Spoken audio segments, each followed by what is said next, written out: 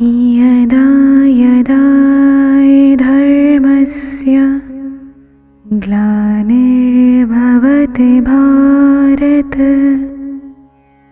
अभ्युत्थानाधर्मस्य तदात्मानं सृजाम्यहम् परित्राणाय साधूनां विनाशाय च दुष्कृतम् धर्म संस्थापनार्थे संभवामि युगे युगे।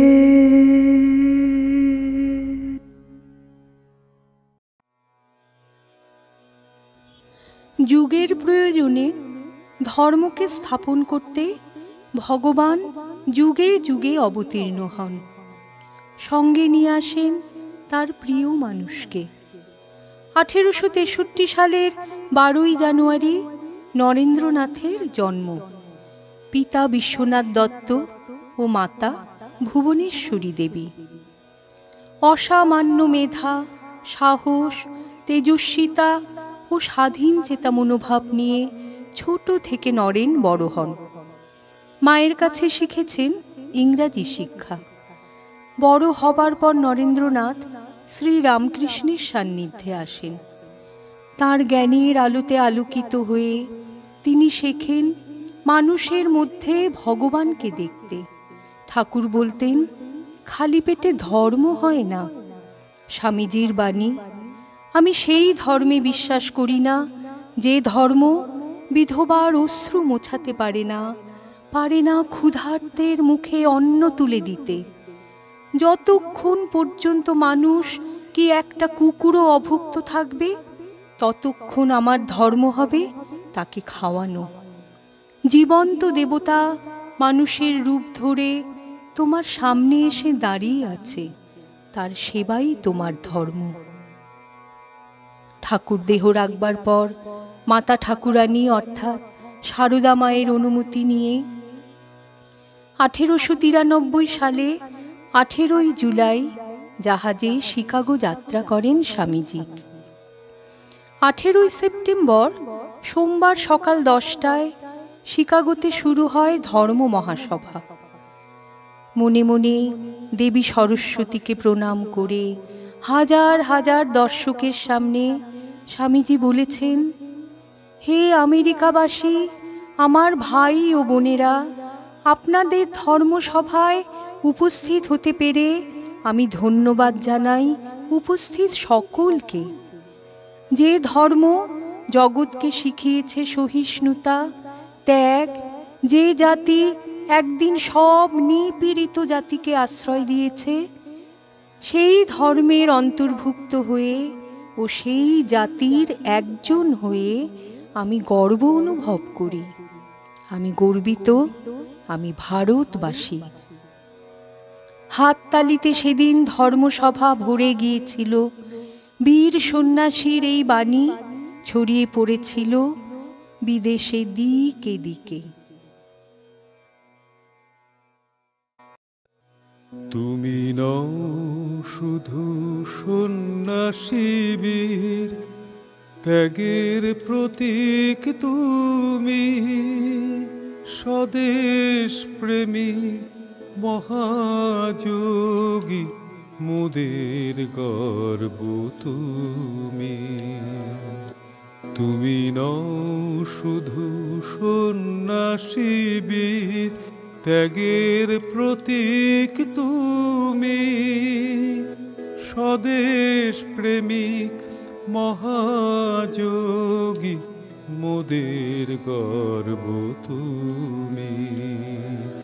তুমি নও শুধু সন্ন্যাসী বীর।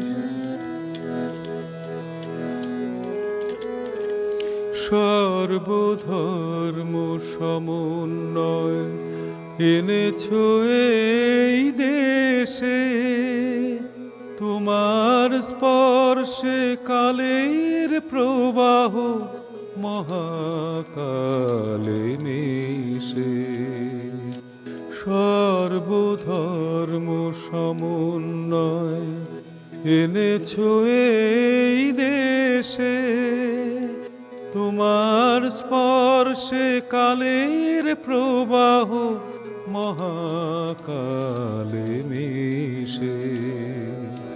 পবিত্রতা সহিষ্ণুতা অধ্যবসায় চায়। সব মানুষকে বাঁচতে ভালো হৃদয়ে প্রেম চায়। তুমি নও শুধু সন্ন্যাসী বীর, ত্যাগের প্রতীক তুমি। স্বদেশ প্রেমিক মহাযোগী মোদের গর্ব তুমি। তুমি নও শুধু সন্ন্যাসী বীর।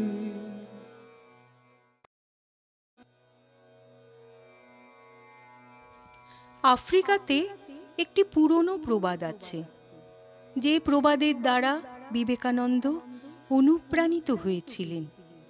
এই প্রবাদটি ডক্টর জেমস কেগির। তিনি বলেছেন, if you educate a man, you educate an individual, but if you educate a woman, you educate a family. Swamiji মনে করতেন, পাখি যেমন একটা ডানায় উঠতে পারে না, তেমনি পুরুষ শুধু একা উন্নতি করতে পারে না, তার জন্য নারী শক্তিকে দরকার। ভারতের নারীকে হতে হবে তেজস্বিনী ও শিক্ষিতা।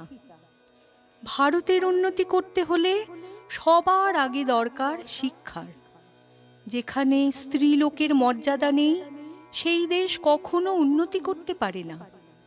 বৈদিক যুগে দেখা গেছে, মৈত্রেয়ী, গার্গীর মতো প্রাতঃস্মরণীয়া রমণীরা ঋষি স্থানীয়া হয়েছেন। হাজার বেদজ্ঞ ব্রাহ্মণের সভায় বিদুষী গার্গী সগর্বে যাজ্ঞবল্ক্যকে ব্রহ্মবিচারে আহ্বান করেছিলেন। স্বামীজির মতে শিক্ষার সাথে সাথে ধর্মপরায়ণতা, ত্যাগ ও সংযম হবে নারীর অলংকার। গার্গী মৈত্রেয়ী খানায় দেশে অনাদরে অনাবৃতা, পাই দলিত পুরুষের কাছে তুমি যে উপেক্ষিতা, তুমি যে উপেক্ষিতা। শিক্ষা জ্ঞানে আলোকিত হও মাতৃভূমির দেশে। হবে না খেলার পুতুল তুমি পুরুষের কাছে সে। থাকবে মনে ত্যাগ সংযম, জ্বালবে জ্ঞানের আলো।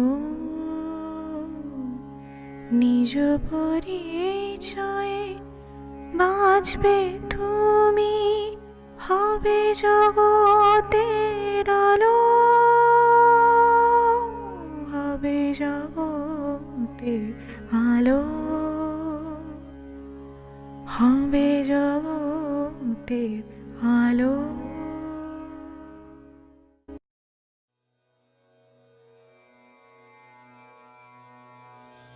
ঠাকুর বলতেন, সব পথ দিয়েই ভগবানকে পাওয়া যায়। যাকে বলি শিব, তাকেই আল্লাহ, আবার তাকেই যিশু। ভক্তের কোনো জাত নেই, যত মত তত পথের মূল মন্ত্র স্বামীজি শিকাগোর ধর্মসভায় তুলে ধরেছেন। স্বামীজি বলেছেন, হিন্দুকে ও বৌদ্ধকে খ্রিস্টান হতে হবে না, খ্রিস্টানকে বৌদ্ধ হতে হবে না। প্রত্যেকে নিজ নিজ ধর্মের বৈশিষ্ট্যগুলিকে সম্মান করবে। সব ধর্মের সর্বভাবকে সবাই মর্যাদা দেবে। প্রত্যেক ধর্মেই উন্নত মানের নরনারী জন্মেছেন। স্বামীজি আরও বলেছেন, যদি কেউ এমন স্বপ্ন দেখেন অন্য ধর্ম লোপ পেয়ে তার নিজের ধর্মই থাকবে, তা কখনোই হবে না। সব ধর্মের পতাকার উপর লেখা হবে বিবাদ নয় সহায়তা, মতবিরোধ নয় সমন্বয় ও শান্তি। মানুষের মধ্যে চাই সত্য, প্রেম, পবিত্রতা, ক্ষমা ও উদারতা। স্বামীজির কথায় মুগ্ধ হয়ে বিদেশে সবাই বলেছেন, এক যোদ্ধা সন্ন্যাসী তার মাতৃভূমি রক্ষা করতে ও সত্যের মর্যাদা দিতে এসেছেন।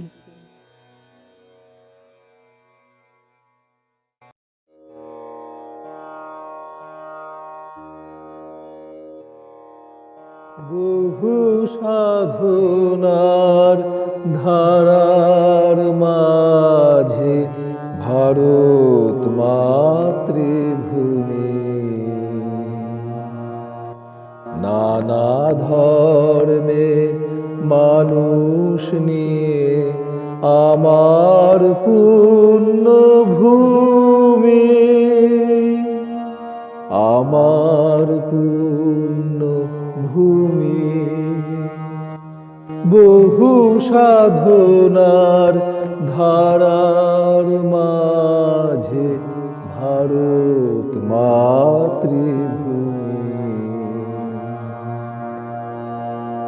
যত মত তত পথের ধারায় নবজাগরণ আনো। আর তো গরিব ধনী জনকে সমান ভালোবাসো, যত মত তত পথের ধারায় নবজাগরণ আনো। আর তো গরিব ধনী জনকে সমান ভালোবাসো, সমান ভালোবাসো। বহু সাধনার ধারার মাঝে ভারত মাতৃভূমি, খ্রিস্টে উদার কৃষ্ণে সদয় বুদ্ধে জ্ঞানের আলো, নিবেদিতার সেবার ধর্মে শান্তি প্রদীপ জালো। খ্রিস্টে উদার কৃষ্ণে সদয় বুদ্ধে জ্ঞানের আলো,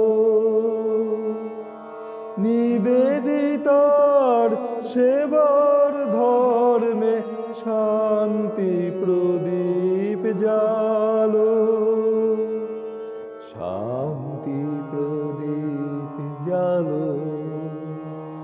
বহু সাধনার ধারার মাঝে ভারত মাতৃভূমি, নানা ধর্মের মানুষ নিয়ে আমার পুণ্যভূমি, আমার পুণ্যভূমি, আমার পুণ্যভূমি, আমার পুণ্যভূমি।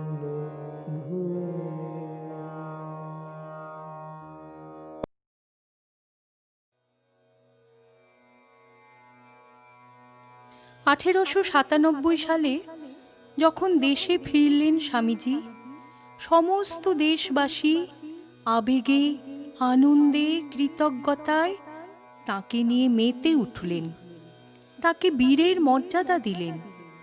এই উন্মাদনার মাধ্যমেই ভারতে নবজাগরণের সূচনা। এই জাগরণ প্রেরণা দিয়েছিল ব্রিটিশ শাসনের বিরুদ্ধে লড়তে। নিবেদিতা বলেছেন, স্বামীজির মতো এমন বিশ্বজনীন মন কারও ছিল না। স্বামীজি যে তাঁর শিষ্য ছিলেন, যার নিজের জীবনেই হয়েছিল সর্বধর্মের মহাসম্মেলন। নিবেদিতা একদিন স্বামীজিকে প্রশ্ন করেছিলেন, আপনার জীবনের ব্রত কি? উত্তরে তিনি বলেছিলেন, মানুষের মধ্যে যে অনন্ত সম্ভাবনা আছে, সেই সম্ভাবনার বিকাশ ঘটানো। মাতা ঠাকুরানী অর্থাৎ সারদা মায়ের কথায় স্বামীজি বলেছেন, মা ঠাকুরানী সবার শক্তি। মা এসেছেন জগতের পুনরায় মহাশক্তি যোগাতে। শ্রীকৃষ্ণ যেমন অর্জুনকে দেখিয়েছিলেন তাঁর বিশ্বরূপ, ঠাকুরের দিব্যরূপ কাশীপুর উদ্যানবাটিতে দেখেছেন স্বামীজি। দৃঢ় নিশ্চয় হয়ে শেষ পর্যন্ত তিনি স্তব করেছিলেন, তুমি নিরঞ্জন নররূপ ধরো নির্গুণ গুণময়।